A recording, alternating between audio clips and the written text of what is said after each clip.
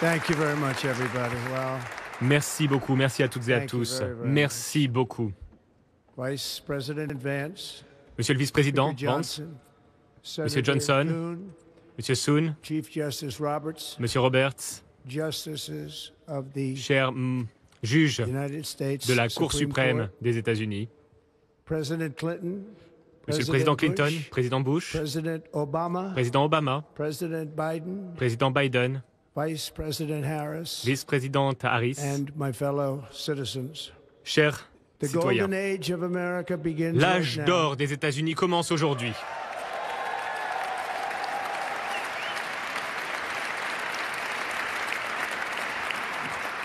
From this day forward, our country À will partir flourish. d'aujourd'hui, notre pays and be va respected prospérer again et all va over the à nouveau world. être respecté aux quatre coins We du will be monde. the envy of every nation, Nous serons l'envie and de we will toutes not les allow nations ourselves et to nous be n'allons taken pas nous advantage of laisser any longer. During abuser. every single day of the Trump administration, Pendant chaque jour I sous mon will administration, very simply put très simplement, America first. je placerai les États-Unis en premier.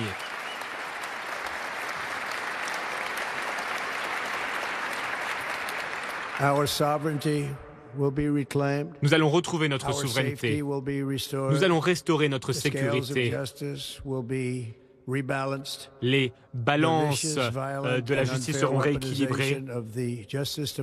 L'instrumentalisation du ministère de la Justice sera terminée.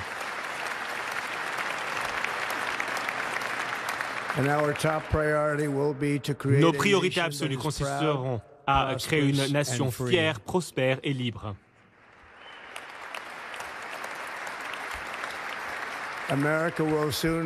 Bientôt, les États-Unis vont retrouver leur grandeur. Les États-Unis seront plus sûrs et seront plus exceptionnels que jamais.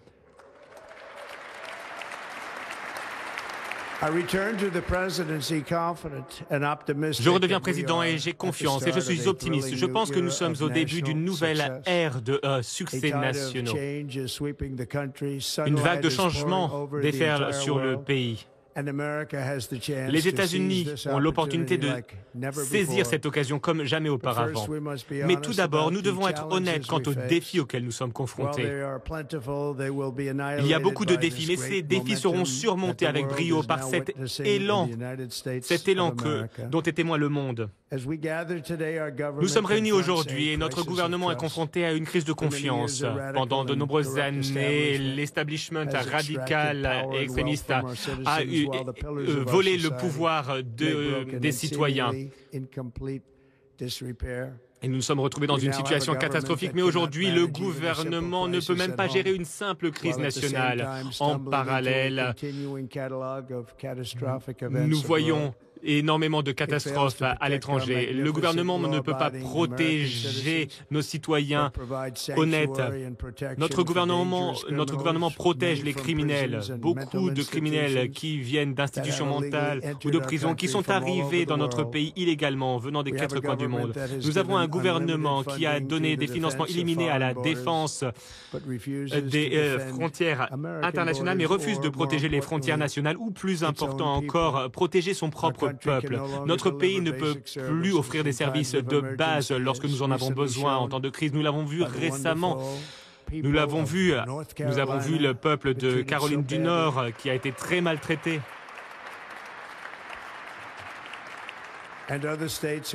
Et il y a d'autres États qui souffrent encore de tempêtes il y a quelques mois. Et Los Angeles, plus récemment, nous voyons des incendies qui continuent à causer des ravages. Depuis des semaines, sans même pouvoir se défendre.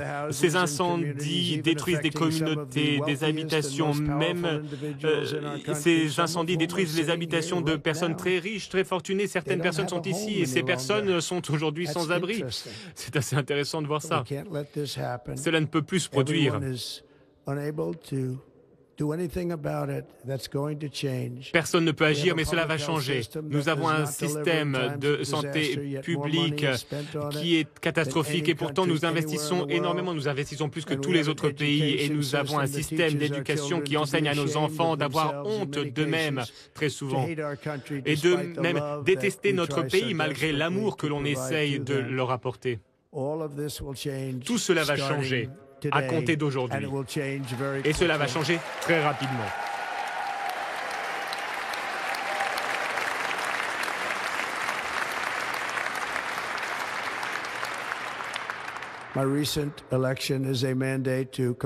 J'ai aujourd'hui un mandat pour totalement transformer et inverser et lutter contre toutes les trahisons qui se sont produites. Et j'ai un mandat pour redonner la foi, la richesse et la démocratie et la liberté aux Américains. À compter d'aujourd'hui, le déclin de l'Amérique est terminé.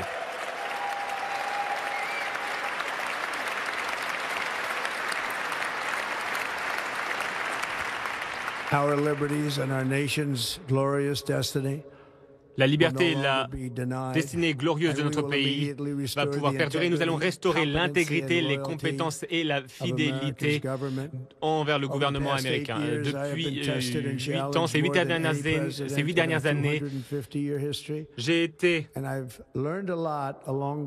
attaqué comme jamais. Et nous avons à présent le devoir de retrouver notre République. Retrouver notre République a été difficile. Les personnes qui souhaitent lutter contre nous ont essayé de me priver de mes libertés. Ils ont essayé de m'ôter la vie également. Il y a quelques mois à peine, dans un très beau champ de la Pennsylvanie, une balle m'a atteint à l'oreille. Mais je pense que ma vie a été sauvée pour une raison. J'en suis convaincu aujourd'hui. J'ai été sauvé par notre Seigneur qui veut que les États-Unis retrouvent leur grandeur.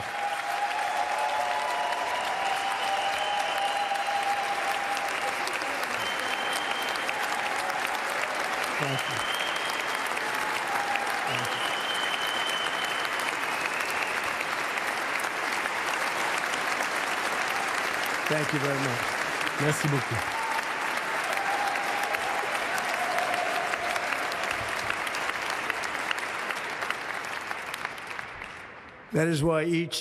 Voilà pourquoi chaque jour pendant mon mandat, avec des patriotes américains, nous allons relever chaque défi avec dignité, pouvoir et force. Nous allons agir rapidement pour retrouver espoir, prospérité, sécurité et paix pour les citoyens de toute race, de toute religion, de toute couleur, de tout antécédent, de toute croyance. Le 20 janvier 2025 pour les États-Unis marque le jour de la libération.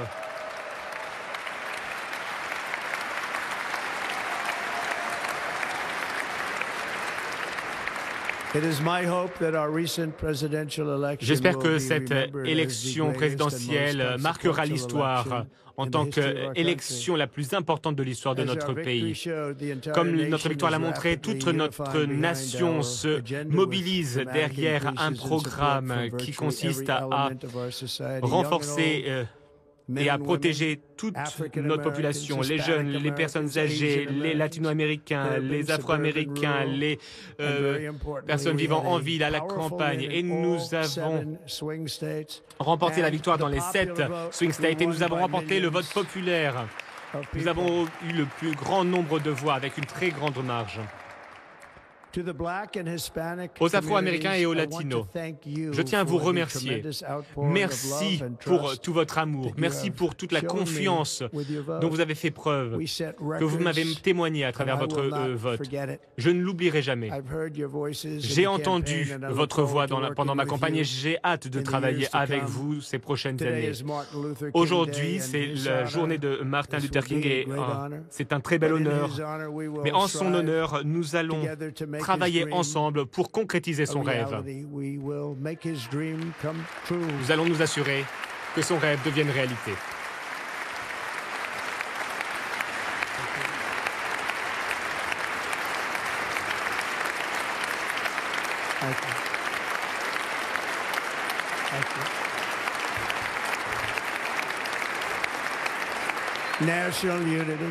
L'unité nationale nous retrouvons notre unité nationale. Nous retrouvons la confiance et la fierté comme jamais auparavant. Dans tout ce que nous allons faire, mon administration sera inspirée par la poursuite de l'excellence et le succès. Nous n'oublierons pas notre pays, nous n'oublierons pas notre Constitution et nous n'oublierons pas notre Dieu. Impossible.